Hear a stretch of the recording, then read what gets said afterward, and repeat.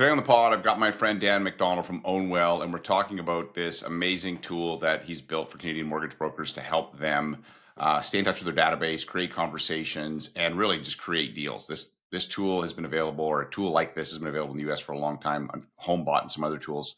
And I love this because it's instead of just sending an email every month or sending something to your clients to try and stay in touch, that's like recipes or just to be so they're aware you exist. You're actually sending them a report with their home equity as well as their buying power. And he continues to make the tool more and more powerful. I think it's a fantastic way for people to engage with their databases. So I think you're going to enjoy this conversation. Before I jump into that, though, hey, I'm Scott Beckford. This is the I Love Mortgage Brokering podcast, and our goal is to go and help you in your mortgage business to scale it. And occasionally we bring people in that have tools that I think are absolutely game changing, like this one with Ownwell. Check it out and check out my conversation with Dan. And if you want, just check on the show notes and you'll be able to get a link to go check to sign up for this tool if it's something that you think you can use. I know that the brokers that have been using it so far have been having fantastic results, and the open rates on these things are crazy because, again, it's about that individual's own home and their own buying power. Check it out. Hey, Dan, welcome to the show. Thanks for having me, Scott. It's great to be here. So, hey, tell me a little bit about yourself and how you got into the mortgage biz. And you're not a mortgage broker, but you are a technologist that's building some cool tech for mortgage brokers, which we're going to talk about. And we're going to talk about some of the lessons that you've learned from what you guys have built. But tell me a little bit about that first. Yeah, you bet. It's definitely been a roundabout journey to get here. I actually started off drawing comic books. That was my first career. Um, What? couldn't Really? get further away from tech. I mean, it's nerdy, so I guess it's related in that way. But yeah, so I grew up idolizing, these like illustrators of X-Men and all these guys. Mostly lived down in LA, and I was growing up in Prince Edward Island, so that cold spit of sand off the East Coast, and dreamed of sun and you know uh, this amazing lifestyle that these guys had. And actually, when I was 17, I got a chance to go down there and apprentice alongside my idol, who was the original artist that drew Wolverine. And it was a great time. It made a huge impression on me coming from little old Charlottetown. But I realized that that industry was in structural decline. So the owner of the studio, the guy I was working with, he had made his money a while ago. But think about it, right? Like around the mid 2000s, things were really starting to go digital. Video games were huge. You just didn't see that many like young kids like going to the comic book shop anymore. And so a lot of these older guys in the studio were like, "Hey, we really love this profession, but it kind of sucks that we'll never own a home." And I remember hearing that, and I was like, "What? I thought I was going to be like rich drawing comic books. So you telling me I'm going to be working for minimum wage? That doesn't quite work."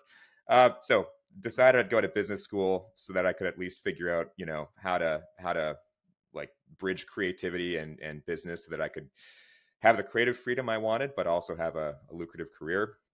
So that took me to UVic, where I did my BCom. Graduated at a terrible time, like 2010. No one was hiring. Ended up getting into marketing, and then into T-shirt design. Ended up actually getting a chance to draw some T-shirts for Richard Branson, of all people. It was back in like 2013. He needed a promotional apparel line for this film that he was producing, and ended up getting to meet him and do this line for him. But it was not an easy path doing the whole starving artist thing. And so around that time, I started to see in Vancouver all these tech companies popping up. And my friend at the time, actually, who I was living with, my roommate, Alex Conconi, who I think he was Yeah. starting Lendesk. And I thought, mortgage technology, what is that? I didn't even know what a mortgage was. But he explained to me the status quo and his vision for doing something much better for the industry. I got pretty excited about it. I ended up quitting my marketing job and taking a software development boot camp because I didn't feel like I had any hard skills to offer in tech. And I guess about a year and a half later, Alex was growing his team and ended up joining Lendesk as a junior developer. Um, I found software development didn't come naturally to me. It was kind of like banging my head against the wall. So I found myself more often solving problems between the sales team and the engineering team, helping translate these business or customer pain points into tech requirements that the engineers would Hmm. build. Hey, it turns out that's a job. It's called product management. So I decided that we needed more of that in the business to make sure that we were building what our customers wanted. So I ended up becoming our head of product at Lendesk, and ended up being there through till 2022 when I finally got the itch to do my own thing, and decided to build something again in this industry that, after 8 years, I finally decided I knew something about it. So that's how I got here. Right. Okay. That's cool. I had no idea, dude. I didn't know any of this stuff. So, what have you drawn for any comics that were published?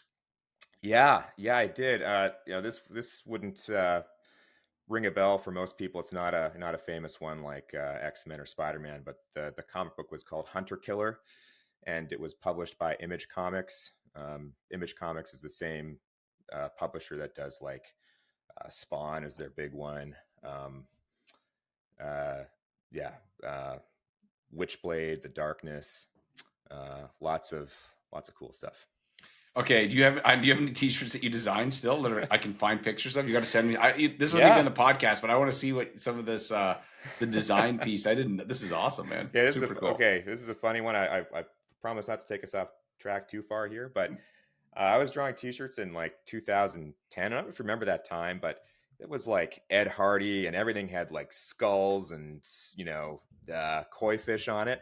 Yeah. And ended up working for a local company that sold these really expensive, high-end hoodies with those types of graphics on it to people that would buy them. And it turns out one of our biggest markets was like gangsters, frankly.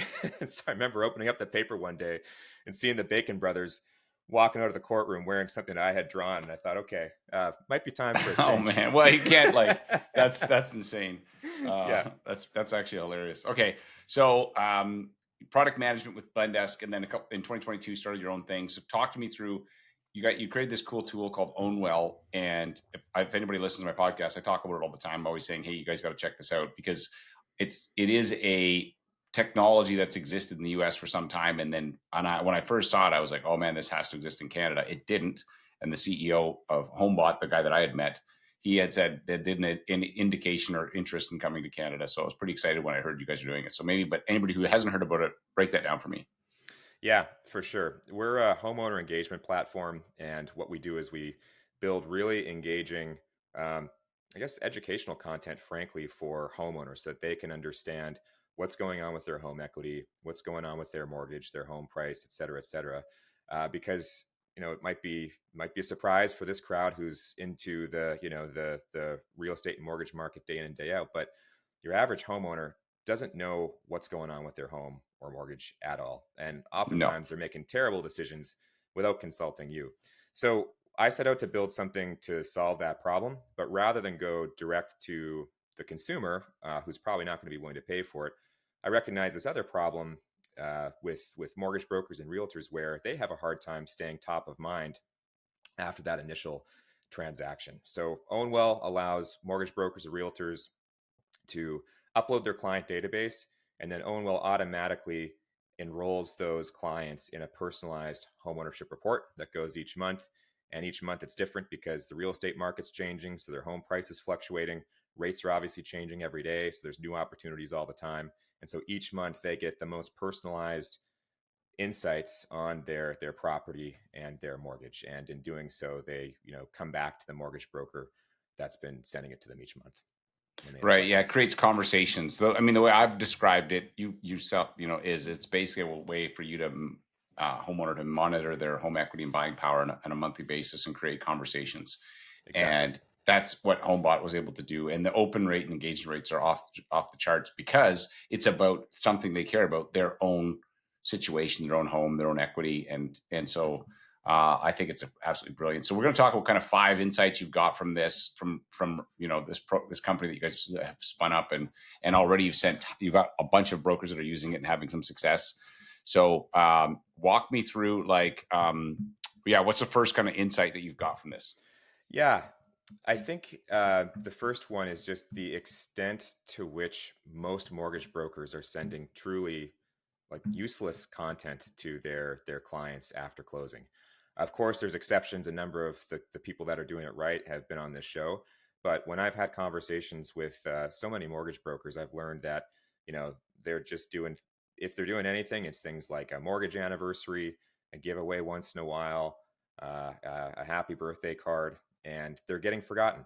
So I was just surprised at, frankly, how low the bar was in Canada, because I'm always looking at the US and seeing what people are doing down there. And so I think that's the first insight, is just how big an opportunity this is for mortgage brokers to offer something that's more relevant and truly valuable, to their clients. Yeah, and so what are you guys seeing for open rates on these campaigns that you guys are sending out? A report. I Yeah, call it a report. It's an email, but it's really a report and the reports are becoming more sophisticated over time that allow people to, you guys are continually adding more tech into this, but walk me through that. correct. Yeah, and so the email goes out monthly. It includes a link to the report, which is this dynamic thing that actually clients can now edit and adjust as well. It's becoming more and more of an app. But the open rate on those emails, on average across the platform, has been around 65%. But some of our top performers are seeing rates in excess of 75 or 80%, which is pretty crazy. And then the click rates on those reports is in the 55% range. And again, some top performers see click rates in those reports of 65% or more. Yeah, one of the things that I think that drives even more engagement is explaining it to your client so that they know, like, if otherwise it's just another email. If they understand what it is and the value of it, then it's like, oh, I want to. And I think that I would suspect if you were actually to peel back the onion on that, you discover that the people that are having the most engagement are the ones that have had a discussion saying, hey, keep an eye out for this report. Here's what it does. Here's why you care. And they go, oh, and the other people are kind of stumbling into it. But if you don't, you kind of have, there's a little bit of an education component because it's new. It didn't exist before. So we didn't know this was possible. Now we do. It's like, oh, now that I know it exists, I want it. Right. Yeah, you're totally right. And so we've got like a getting started and like keys to success guide that we send people whenever they sign up for Ownwell. And the first thing we mentioned in there is the thing that separates the top performers from the ones that aren't the top, is before they enroll their clients in this report, they send that email out to their database saying, hey, you know, I've invested in this amazing free tool for you. It's going to do X, Y, Z. You're going to receive it every month. If you have questions about it, ask. And then, of course, when people receive that email, they anticipate that it's coming. They click on it and they read it. That boosts open rates like crazy. And then the other thing that we've seen our most successful customers do is also mention it in a monthly basis in their newsletter or whatever regular communication they have going out to Right. clients, saying, Remind "Hey, them, hey, keep an eye out for your report this month. exactly, yeah, Right. Yeah. That's a good tip there. A little, if you guys are listening to it, if you're using it. So then, yeah, I'm sure you guys have already had success results from brokers. I know that we got a bunch of brokers from our brokers that are using it, and they're generating not client conversations, they're generating refer mortgage clients from it. And, like it's, yeah, because it's so specific to the mortgage industry, right? Like I think I told you this story, how I got a new truck that I didn't know I wanted, and it was because they sent me an email saying, hey, because I have a truck and I have a loan on it, and so they said, hey, you can get it. I had a 2021, you can get a 2025 and your payment's going to change by $80. So I was like, all right, I want a new truck. Like I didn't want a new truck. And next thing, it was the easiest sale the salesman ever had to make. I went in there, I said, here's what I want, make sure you match, it's got to be at this level, all this stuff. And I had it within 3 days. And like it was not even a sale, because there's nothing the salesman could have said to me that would have worked, except what, that's all the difference in payment is. And I now have a truck with a warranty and not one off warranty. And so I literally, that was because it was specific to my truck, my everything. And so then I really believe this type of marketing is going to be the future. Well, it's a really good insight that you just gave. I think the core thing that we've learned about that is it's really hard to anticipate when your client is going to want to make a change or need to make a change. And I think a lot of the marketing in this industry historically has been around, okay, I see rates moving or I see economic forecasts changing this way. I think my client ought to do XYZ. We're saying Mm-hmm. it's really tough to do that well because your clients' lives are changing all the time and it's tough to know what they're going to need or want at any one moment. So instead, send them this really empowering, engaging information, because then they're going to recognize an opportunity, think about it, and reach out. And you're informing them about things that they have no idea about today. Like I think the number one cause of a new mortgage deal coming from Ownwell that we've heard from our clients is most Canadian homeowners just have no idea how much home equity they have. And when they No. see that number, it's really surprising a lot of the time. Hmm. Some of them don't believe it. And they're like, hey, I don't believe my home is worth this much. Can you double check this? And in that scenario, the one I just mentioned, actually, once they got a CMA with their realtor, turned out the home was actually worth more than we said it was worth. And they ended up trading up into a bigger home in a different Right. neighborhood. So it's But those again, it's kinds of because it's things. specific to their home. Like there's how do you create that conversation without that date unique data point and that report? I don't know how you do it. Like, Yeah. and yeah, and so the whole thing creates conversations is what I think is that's the power of it. So what are some of the mistakes you see that brokers make when they think about their marketing to their database or clients, whether they're using your tool or something else? Yeah, I think there's a couple. The first one is just general, and then the second one is with Ownwell. The first general thing that I see people doing wrong is um, maybe conflating what matters to them with what matters to their clients. And I get it, like mortgage brokers living in the mortgage world day in and day out.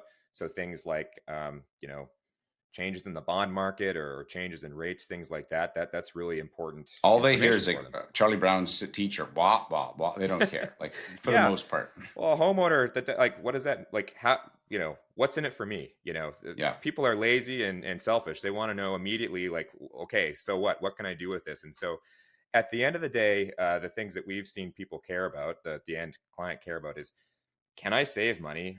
Can I make money? Or can my life be better than it is right now because I can, move into a bigger, better home? That's what people care about at the end of the day. So I think the first thing I think people get wrong is they think their clients care about one thing, but they actually care about this other stuff. yeah. Um, then the thing I see people get wrong with Ownwell is our top performers. One of the other common things with them is to your point about the true value of this, which is engagement and conversations. They get that. They don't him and haw about getting started. They don't stress out about every data point being perfect. They just go, okay, right. I'm going to enroll my clients in this. And if I made a mistake in my data, or if something has changed in my client's mortgage since I got it for them and they call me on it, well, I'm the expert. I know that I can turn any inbound question or concern or conversation into a valuable touch point. So they just get going. The mistake that we see people make sometimes is they go, okay, I'm sending out this information. I have to review every single data point in every Oh, they'll single one never of my do it. files. And guess what? They They'll- don't do it. And then 3 months go by and they haven't done anything and they're not getting any value. So that's the mistake I see some people make. Yeah, no, that makes sense. Uh, so, what are the things you find separate top performers, like people that are actually doing good database marketing, from people that aren't? Yeah, I think the first one is they understand what matters to their client. They ask that like, what's in it for me or so what question. And then the other thing is I guess having that mindset of okay, I'm the expert and any question that comes up is something that is going to allow me to demonstrate my value. Yeah, exactly. It's about creating conversations that turn into, and so one of the things too, it's like the home price. You guys are using some pretty interesting technology to estimate home prices, but sometimes it isn't. It's not like it could be low, it could be high. But again, the whole point is like this is a conversation, right? Yeah. That's And exactly right. That home price, it's a double-edged sword, right? Like if it's such an important piece of information for homeowners. Like I forget what's the book. Maybe it's How to Win Friends and Influence People. But it's like what's the most important word in the English language to most people? It's their name. What's the most important number for a Canadian homeowner? It's it's what's their home price worth, and they all have and they opinions all on think it. their house is better than their neighbors, right? It's Yeah, just like everybody thinks they're better than average drivers, which can't be yeah. possible mathematically, right? So Yeah, where I'm going with this is that you could spend your entire life trying to come up with like the perfect algorithm for, the most objectively accurate home price possible. And guess what? It wouldn't matter because it's not just the reality of what the home is worth. It's the perceived value that the client has about what their home is worth. And so why we think that's important is the AVMs, the estimates, that's just one part of it. But we also allow the client to adjust the value themselves. We also encourage the client when they're clicking on that section in the report to request a consultation from a realtor partner. So it's all about generating engagement around that home price, generating those inbound questions, not necessarily optimizing for that home price to be 100% objectively accurate. Yeah, well, and yeah, exactly. But it creates the conversation, and yeah, I mean the other thing that people use this for. So my buddy Wally down in the U.S., he's using Homebot. Obviously, he's got, but they use it to generate referrals for their partners. So they have other wealth partners. So like most mortgage brokers, they're only thinking about and understandably, I guess they're only thinking about what's in it for me. Just like the clients only think about what's in it for me. But if you can step back and look a little bit more step further, you can actually turn this thing into a way bigger opportunity. And so the way that Wally has done this is that he generates he generates business for his accountants, financial planners, CPAs, all the attorneys. And what happens is that he does such a good job of generating referrals for them that they end up giving him referrals, they end up giving him their databases. And so now he's end up adopting databases of other people's because they're not as good at generating these conversations and leads as he is. And so that kind of leads me into my next thing. So you guys have a cool, you've recently rolled out a new feature. So depending when you listen to this, that allows people to adopt databases. Maybe walk me through what that is, and we can talk about how people, and there is a limit to how many of these you're doing at the moment. So why don't you walk me through that? Yeah, thanks for that. Yeah, this new feature is called Adopt My Mortgage, and the concept is that all of these referral partners of yours that have trusted client relationships with homeowners, these people have mortgages, and while they're not your clients yet, you can adopt their mortgage, so to speak, and give them these insights about ways that they might be able to save or make money through their home and mortgage. And in doing so, obviously, it's going to create more referral business over time. So, how that all came about is, I guess last fall, we were starting to get some traction with our first use case for Ownwell, which was generating repeat business from one's existing client database. A bunch of our customers, mortgage brokers, some of their clients are realtors, lawyers, etc. And so they started asking our customers, "Hey, this report is really awesome.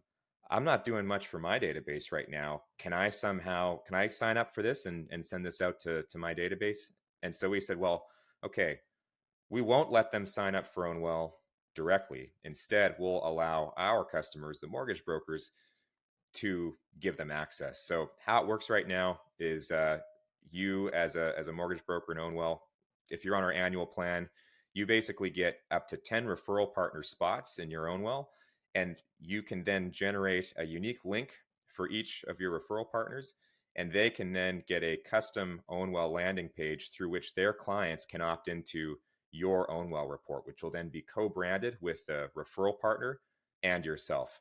So not only is the referral partner getting to get in front of their clients each month with the same kind of report, but you're in there too for those home finance related sections of the report.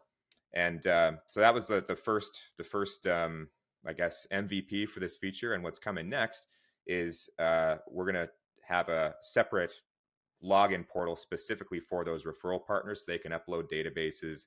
They can So monitor they what's can do going it on with en their clients masse as too. well. So that because Exactly. as a broker, you can upload, you can do it en masse upload, Yeah. and then go and say now they can, and these are co-branded. Yeah, I mean, again, that's what why all I think I've said this before on my shows, but like Wally has 4,000 past clients, but markets to 30,000 on a monthly basis. And so he's got 26,000 homeowners that are constantly seeing from him with incredibly high engagement rates. And so it becomes a big piece of his marketing is just that's where all his business comes from. So he generates so much business from that that he then gives to his partners that his partners give back to him. And you don't need to do any external marketing at all. It's Yeah. all done. It's all your marketing is done through your basically how to leverage your database. So yeah, it's awesome. So, okay, how can people get signed up? We'll put links in the show notes to this. If you click on it, you can go get it. But where can they, if they want to get one of these spots, what's that look like?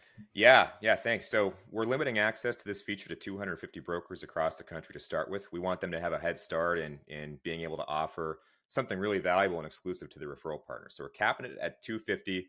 We've got just under 100 of these spots left. And so if you want to get access, go to ownwell.ca. And when you sign up with the code ILMB100 at checkout, and we'll take the referral. Take the sign up fee, the setup fee, off your plan. So you can save $100 and you'll get one of those remaining 100 spots. Right. Yeah. Because there's a setup fee. But if you're, yeah, you guys are basically, if you're listening to this episode or this podcast Thank you, but then go check that out. If there's something, if you have a database, you're going to want to get on this. Like I would go, as I said before, if I was brokering today, this is what I would do to generate my business. Is I would get, Peter Matheny, one of my idols, the very first podcast I did. I mean, if you ever listened to that episode, Dan, I was so nervous. I'm like squeaky voice, and I reached out to him like, "Hey, would you do a podcast with me?" And the guy does like 400 or 500 mortgages a year. And I remember asking one time when I was having lunch with him, like, if you could start over again, what's your advice to somebody starting over? And he said, I would go do everything in my power to get 250 clients. And then I'd spend all my time and energy marketing those 250 clients. Well, now I think the number's bigger today, but that principle is the same. The difference is you get your 250 clients, but if those 250 clients, you can then turn into 700 plus referrals to your partners. That's how you go from 250 clients to 500 clients. And so I'm convinced that there is a new Peter Matheny or Penny Matheny, out there that's going to grab this idea, and in a few years from like, holy crap, I can't believe what you've done with this whole thing. And so I'm excited about seeing how that works. Absolutely. Okay. Well, hey, Dan, thanks again for chatting with me, man. And if, I'd love to send me some of those images. I want to check it out. I'm interested in seeing some of the artwork that you have. And but I will say I've checked with the Ownwell dashboards. They do look good. Like they have a good visual. You obviously have a design eye, or somebody does on your team, because it looks good, the entire report and stuff.